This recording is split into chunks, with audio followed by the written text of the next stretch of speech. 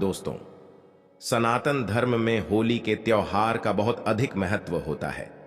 ये त्योहार फाल्गुन मास के शुक्ल पक्ष की पूर्णिमा तिथि को मनाया जाता है। इस दिन होली का दहन किया जाता है और उसके अगले दिन प्रतिपदा तिथि को रंगों की होली मनाई जाती है।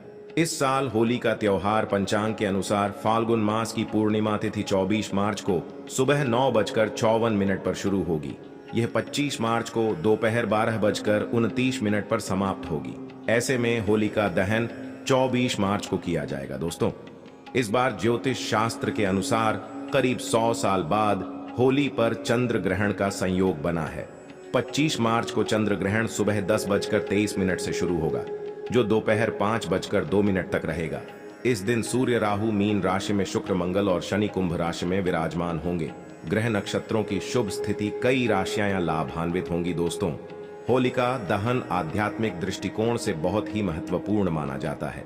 इस दिन अपने अंदर की सभी बुराइयों को होलिका की अग्नि में भस्म किया जाता है और अगले दिन रंगों की होली खेलकर नए पर्व की शुरुआत की जाती है। प्राचीन कथा के अनुसार होलिका हिरण्यकश्यप नामक रक्षा की बहन थी। हिरण्यकश्यप अपने पुत्र प्रहलाद को नष्ट करना चाहते थे, क्योंकि भक्त प्रहलाद भगवान श्री हरि विष्णु जी की भक्ति करते थे। हिरण्यकश्यप कई बार प्रहलाद को मारने की कोशिश की, लेकिन वह असफल रहा। फिर एक दिन हिरण्यकश्यप अपनी बहन होलिका को प्रहलाद को मारने का कार्य सौंप दिया। अपने भाई की आज्ञा मानकर होलिका ने एक अग्नि प्रकट की और प्रहलाद को लेकर उस अग्नि में बैठ गई। होलिका को यह वरदान था कि उसे कोई अग्नि जला नहीं सकती, लेकिन भक्त प्रहलाद की रक्षा भी भगवान श्री हरि विष्णु जी कर रहे थे। भगवान श्री हरि विष्णु जी की कृपा से प्रहलाद का बाल भी बांका नहीं हुआ, लेकिन होलिका खुद उस अग्नि में जलकर भस्म हो गई। उसी दिन से होलिका दहन का त्योहार मनाया जाने लगा। यह त्योहार असत्य पर सत्य की जीत के तौर पर मनाया जाता है। होलिका दहन के दिन भगवान श्री हरि विष्णु जी का पूजन किया जाता है और होलिका की अग्नि में सभी पाप और नकारात्मकता को नष्ट किया जाता है। ज्योतिष शास्त्र के अनुसार होलिका दहन के दिन कुछ महत्वपूर्ण उपाय अवश्य ही करने चाहिए।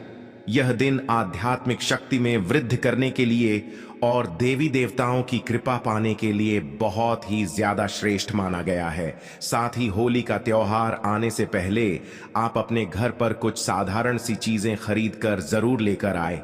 ये चीजें आपके घर के सभी वास्तु दोषों को खत्म करती हैं और होलिका दहन के दिन आपके घर की संपूर्ण नकारात्मक ऊर्जा पूरी तरह से नष्ट हो जाती है। माता लक्ष्मी जी की कृपा पाने के लिए आप होली से पहले अपने घर पर ये 4 चीजें जरूर लेकर आएं। ये 4 चीजें जिस स्थान पर भी होती है, वहां पर माता लक्ष्मी जी सदैव ही निवास करती हैं। ऐसे घर में कभी नकारात्मक शक्तियां प्रवेश नहीं करती हैं। इसीलिए अगर आपके घर में ये 4 चीजें मौजूद नहीं है, तो आप होली आने से पहले ही इन 4 चीजों को खरीद कर अपने घर पर लेकर आएं। होलिका दहन के दिन कई नकारात्मक शक्तियां विचरण करती हैं। ये शक्तियां आपके घर में भी प्रवेश कर सकती हैं, जिससे आपके घर का माहौल खराब हो सकता है। परिवार में तनाव का वातावरण निर्माण हो सकता है, जिससे घर में क्लेश और धन की हानि जैसी समस्याओं का सामना भी करना पड़ सकता है।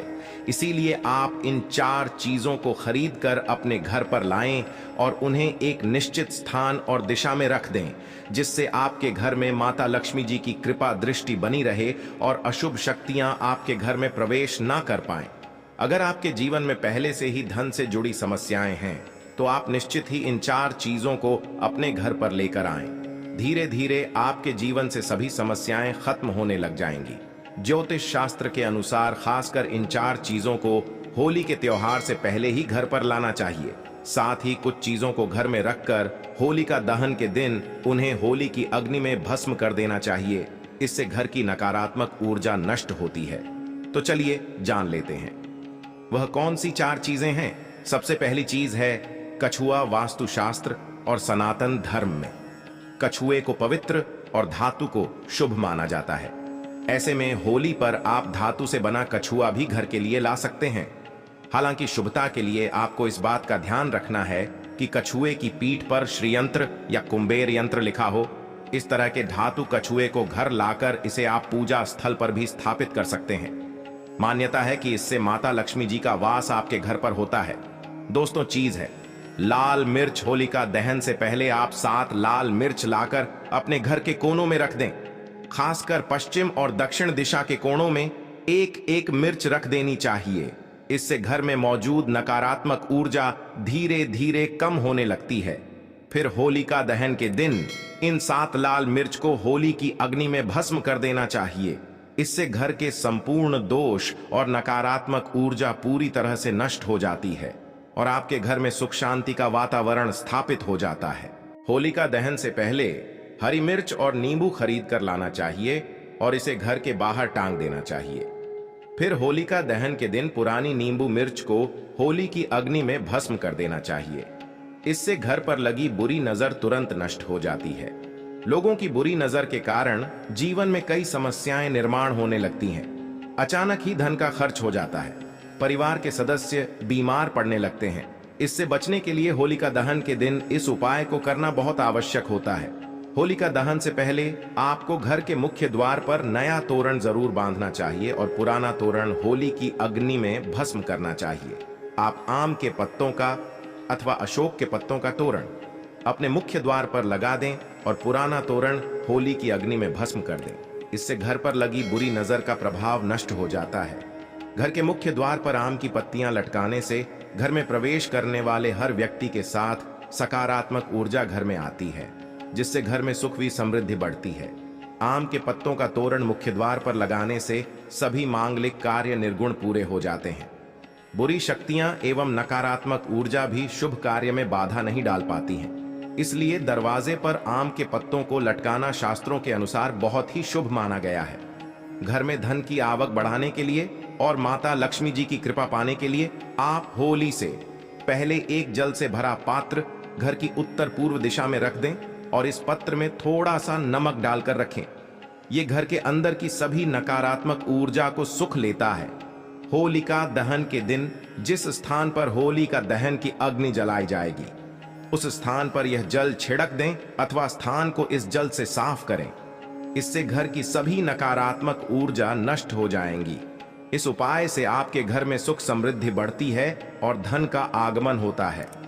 वास्तुशास्त्र में बांस का विशेष महत्व होता है। यह नकारात्मक ऊर्जा को सोख लेता है। इसे घर में रखने से नकारात्मक शक्ति नष्ट हो जाती है। ऐसे में होली से पहले घर पर बांस का पौधा जरूर लेकर आएं और इसे उत्तर अथवा पूर्व दिशा में रख दें।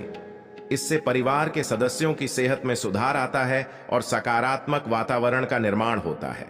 होली आने से पहले आप भगवान नरसिंह की तस्वीर जरूर लेकर आएं। नरसिंह भगवान श्री हरि विष्णु जी के अवतार माने जाते हैं। उनकी तस्वीर घर में लगाने से संकटों का नाश होता है और घर में सुख शांति बनी रहती है। ध्यान रहे, नरसिंह भगवान की बैठी हुई आशीर्वाद देती हुई तस्वीर लगानी चाहिए, उनके क्रोध रूप की, जिसमें वे हिरण्यकश्यप का वध कर रहे होते हैं। ऐसी तस्वीर को नहीं लगाना चाहिए। वास्तुशास्त्र में इसे अशुभ माना गया है। होली से पहले आप 21 गोमती चक्र जरूर लेकर आएं और होलिका दहन के दिन इन्हें माता लक्ष्मी जी के सामने रखकर इनकी पूजा करें और एक लाल वस्त्र में बंधकर इन्हें तिजोरी में रख दें। इससे धन में वृद्धि होती है। होलिका दहन से पहले आप एक सूखा हुआ नारियल खरीद कर लाएं और उस नारियल पर स्वास्तिक का चिन्ह बनाकर अपने घर में रख दें। फिर होलिका दहन के दिन नारियल को होलिका की अग्नि में रखकर उसे परिवार के सभी सदस्यों को खिला दें। इससे जीवन में चल रही सभी समस्याएं खत्म हो जाती हैं। होली की अग्नि की राख का भी ज्योतिष शास्त्र में बहुत ज्यादा महत्व होता है। होलिका दहन की राख को अपने शरीर पर लगाने से रोगों का नाश होता है। इस राख को घर में चारों ओर छिड़क दें। इससे घर से नकारात्मक ऊर्जा नष्ट होती है। साथ ही पानी में थोड़ी सी राख मिलाकर इससे पोंछा लगाने से नकारात्मक ऊर्जा दूर होती है। अगर आपको नौकरी और कारोबार में परेशानी आ रही है, धन का नुकसान हो रहा है, तो आप मिट्टी के 3 दियों में तिल सबूत, धनिया, पीली सरसों, नमक डालकर होलिका की अग्नि के समीप रख दें। इससे जीवन में चल रही परेशानियां, कष्ट, संकट धीरे धीरे खत्म होने लगेंगे। अगर घर में धन की समस्या है, पैसा नहीं टिकता है, खर्च अधिक होता है, तो आप होलिका दहन से पहली रात में लाल मिर्च के दाने निकालकर एक कपड़े में बांध लें। फिर उसे अपने सिरहाने में रखकर सो जाएं। अगले दिन शाम को होलिका की अग्नि में इन दानों को डाल दें और माता लक्ष्मी जी का स्मरण करते हुए ओम श्रीम नमः इस मंत्र का उच्चारण करें। कैसी भी धन से जुड़ी समस्या हो, शीघ्र ही समाप्त हो जाती है। ध्यान रहे, शास्त्रों के अनुसार एक पुत्र की माता को होलिका की अग्नि नहीं जलानी चाहिए। एक पुत्र की माता को इस दिन उपवास अवश्य करना चाहिए। इससे पुत्र पर किसी भी प्रकार का संकट नहीं आता।